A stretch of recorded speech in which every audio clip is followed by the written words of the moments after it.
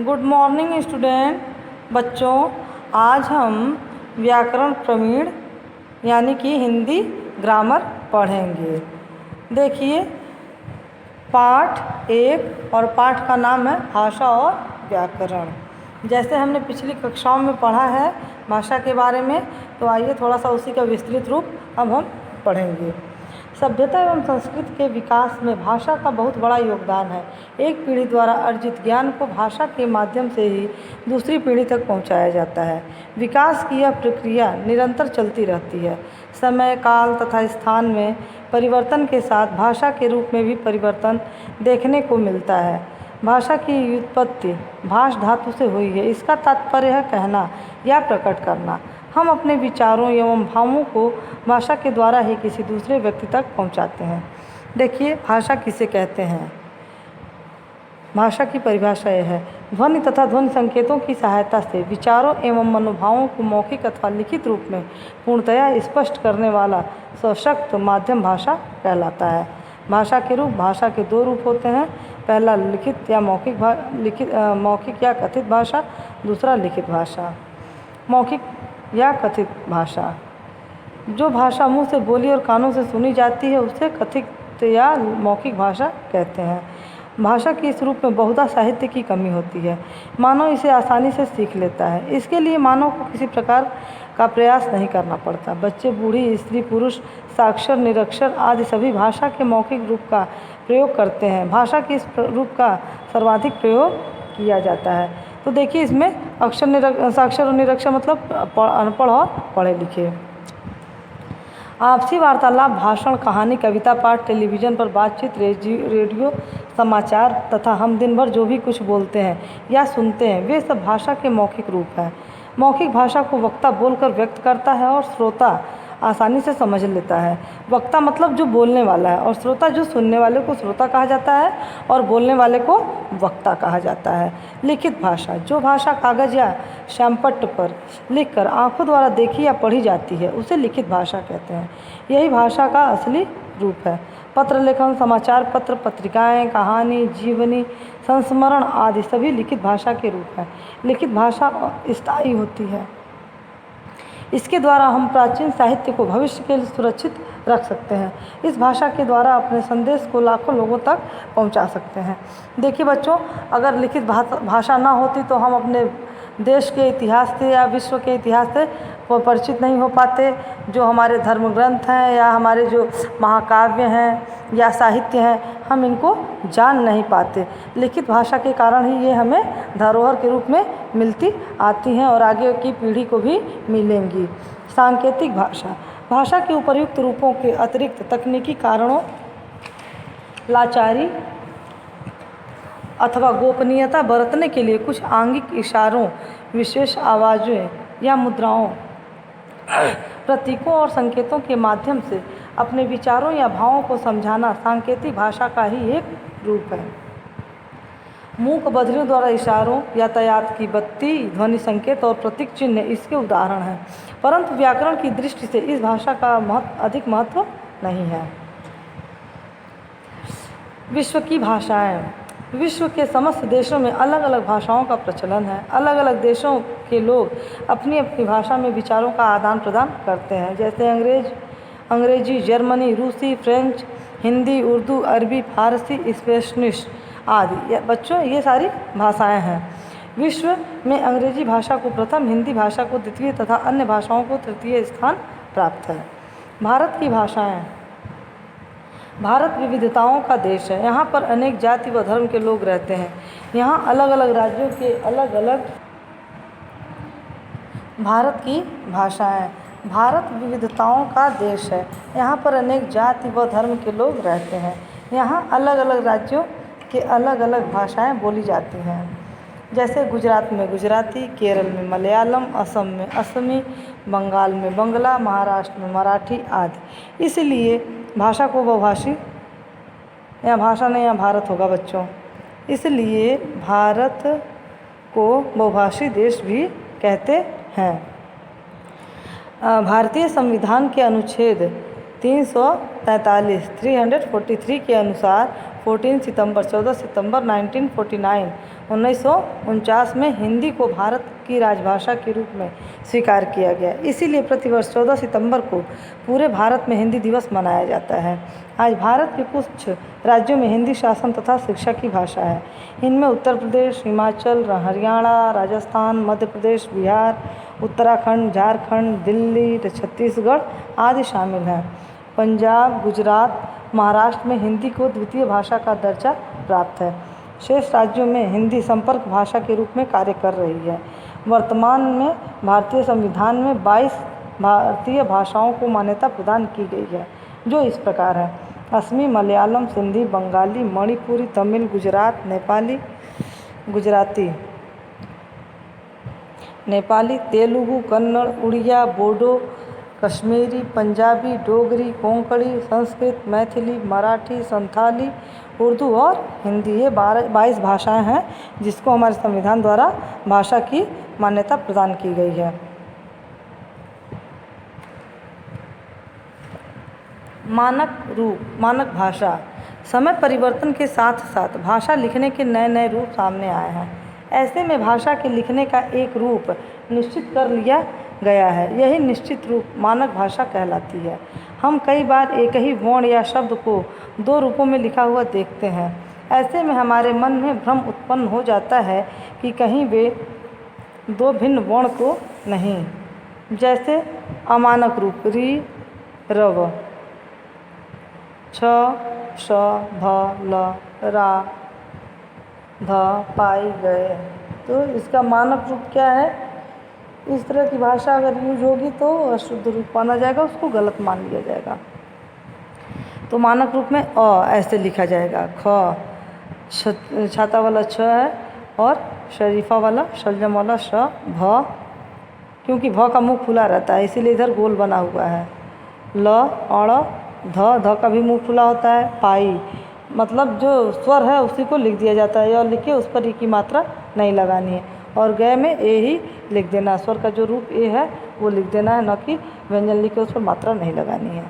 भाषा में एक रूपता लाने के लिए भाषा के जिस रूप को मान्यता दी गई है वह भाषा का मानक रूप कहलाता है। हिंदी के मानक वर्ण और वर्तनी।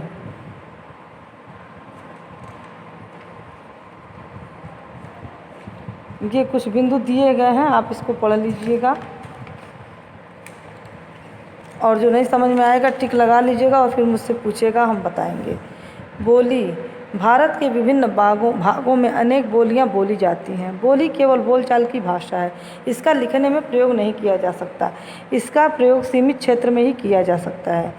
इसमें साहित्य की रचना नहीं हो सकती। हिंदी की कुछ प्रमुख बोलियां इस प्रकार हैं: ब्रज, भोजपुरी, हरियाणवी, बुंदेली, बहोली, गढ़वाली, अवधी, छत्तीसगढ़ी आदि।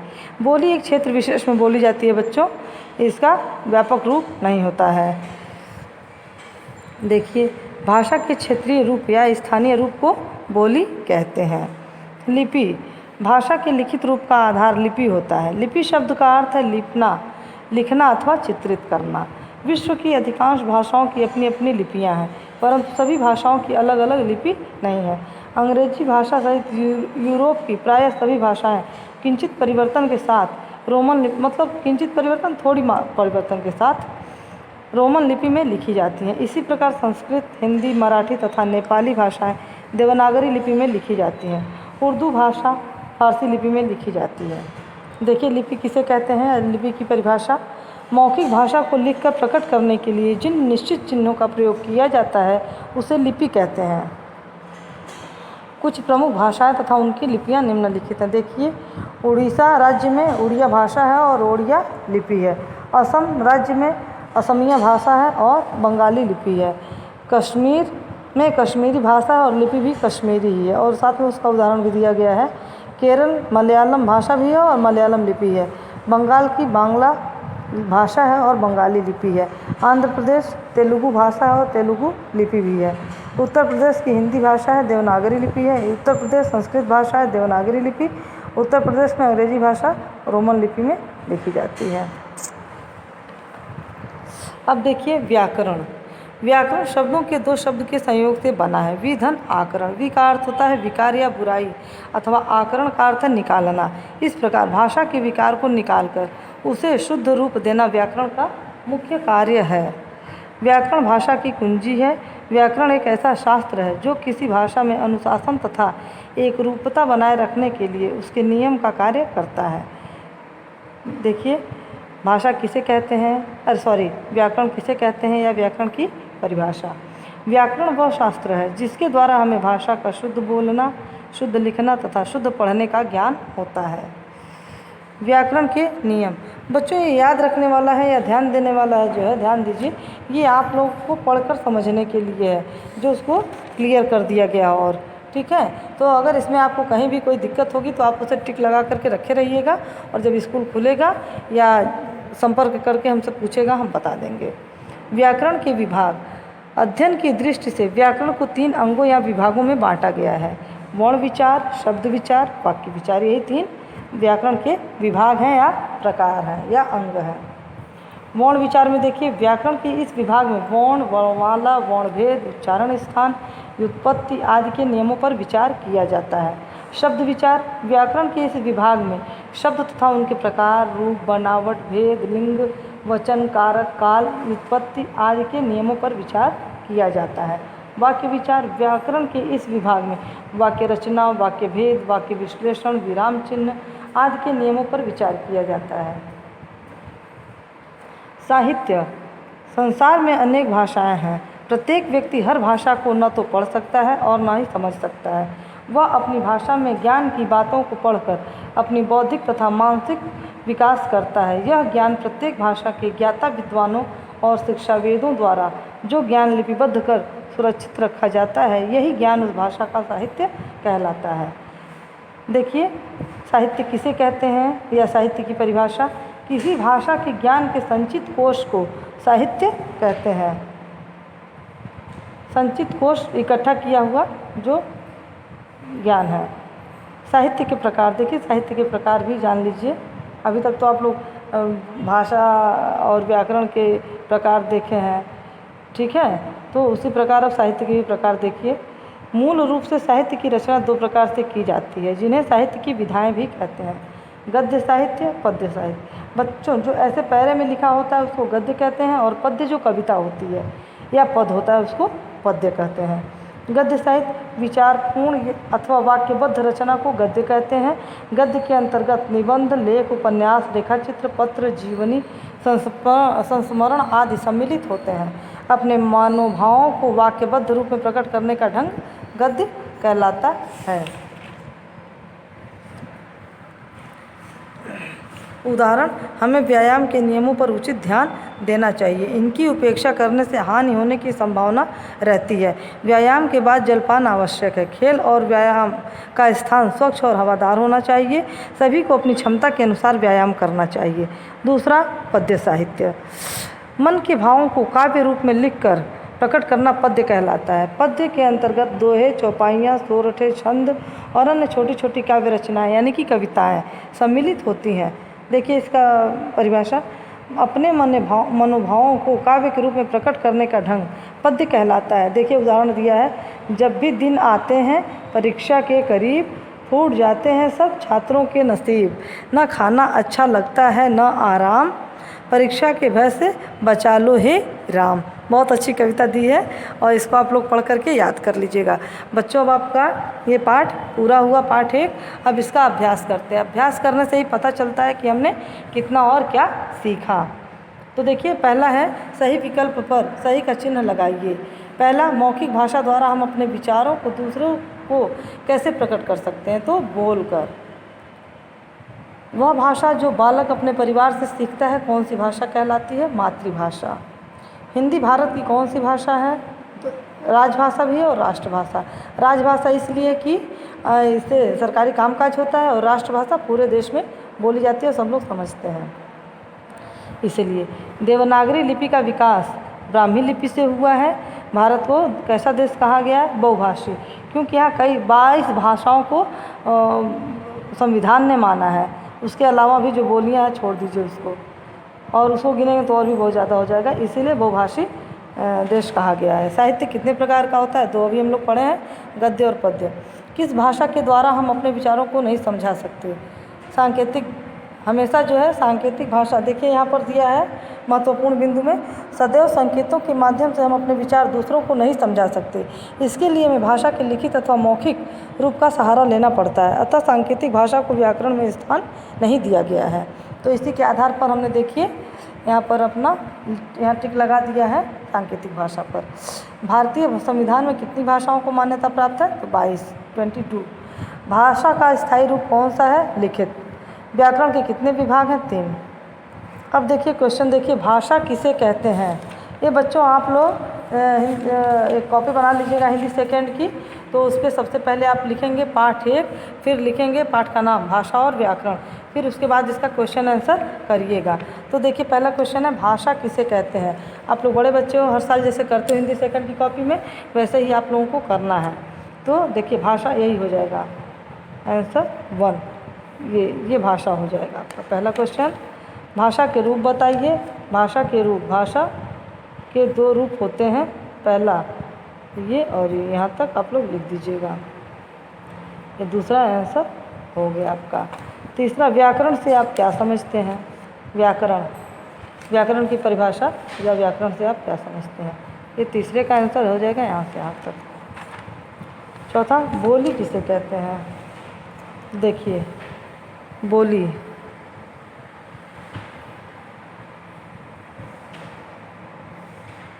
हाँ यहाँ से ले करके और यहाँ तक आप लोग, ये आंसर 4 हो जाएगा। फिर क्वेश्चन नंबर 5, 5वां अंग क्या है? हाँ, साहित्य किसे कहते हैं? साहित्य की विधाएं बताइए। तो साहित्य किसे कहते हैं? साहित्य किसे कहते हैं? आंसर नंबर 5 यहाँ तक लिख दीजिएगा, और साहित्य के प्रकार फिर यहाँ से यहाँ तक लिख दीजिएगा। ये भी 5वें आंसर में ही आएगा। साहित्य हेडिंग डाल दीजिएगा, साहित्य के प्रकार, फिर ऐसे इतना लिख के लिख दीजिएगा यहाँ तक। ये आपका क्वेश्चन आंसर हो गया। तो बच्चों अब आगे देखिए, आपका क्वेश्चन आंसर भी हो गया। अब दूसरा, रिक्त स्थानों की पूर्ति कीजिए। तो विश्व में हिंदी भाषा को द्वितीय, द्वितीय यहाँ लिख लीजिएगा, द्वितीय। उर्दू भाषा, अरबी नहीं फारसी लिपि, फारसी लिपि है फारसी। भाषा का शुद्ध ज्ञान, व्याकरण, व्याकरण।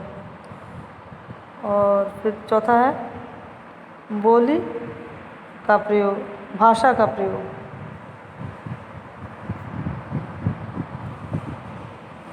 और अंतर्राष्ट्रीय भाषा अंग्रेजी है। ठीक, आपका ये हो गया।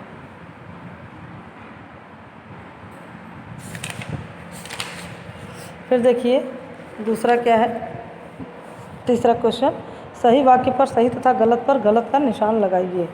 तो देखिए हिंदी भाषा में 11 स्वर होते हैं, सही। हिंदी भारत की नवीनतम भाषा नहीं, प्राचीन भाषा है, गलत। और व्याकरण के 3 विभाग होते हैं, सही। साहित्य केवल गद्य रूप में ही लिखा जाता है, गलत। गद्य और पद्य दोनों में लिखा जाता है। बोलकर व सुनकर जानने वाली भाषा, समझने वाली भाषा मौखिक भाषा कहलाती है, सही। अब देखिए निम्नलिखित राज्यों की भाषाएं एवं लिपियाँ लिखिए। तो उत्तर प्रदेश हिंदी देवनागरी लिपि में लिखी जाती है। उड़ीसा उड़िया भाषा है और ओड़िया लिपि में लिखी जाती है। आंध्र प्रदेश तेलुगु भाषा है और तेलुगु लिपि में लिखी जाती है। कश्मीर कश्मीरी भाषा में लिखी जाती है और इसकी लिपि भी कश्मीरी ही है।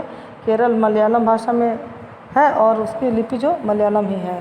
बंगाल का भाषा जो है बंगला है और लिपि इसकी बंगाली है। अब देखिए 5वां क्वेश्चन, भारतीय संविधान में मान्यता प्राप्त 22 भाषाओं में से किन्हीं 15 भाषाओं के नाम लिखिए। तो आप 15 जो 22 भाषाएं दी हैं आपके बुक में, उसमें से 15 कोई भी छांट करके आप लिख सकते हैं। एक बार हम दिखा देते हैं आपकी ये भाषाएं कहाँ पर हैं। ये 1 से लेकर 22, 1 से लेकर 22, हाँ देखो, और हाँ 22 यहाँ तक है ना ये भाषा है। तो इसमें से आप कोई भी 15 भर सकते हो। तो यहाँ हमने इतना भर दिया है, आप इसको चाहो तो आप चेंज करके भी भर सकते हो, कोई दिक्कत नहीं है। तो बच्चों ये आपका लेसन 1 पूरा हो गया।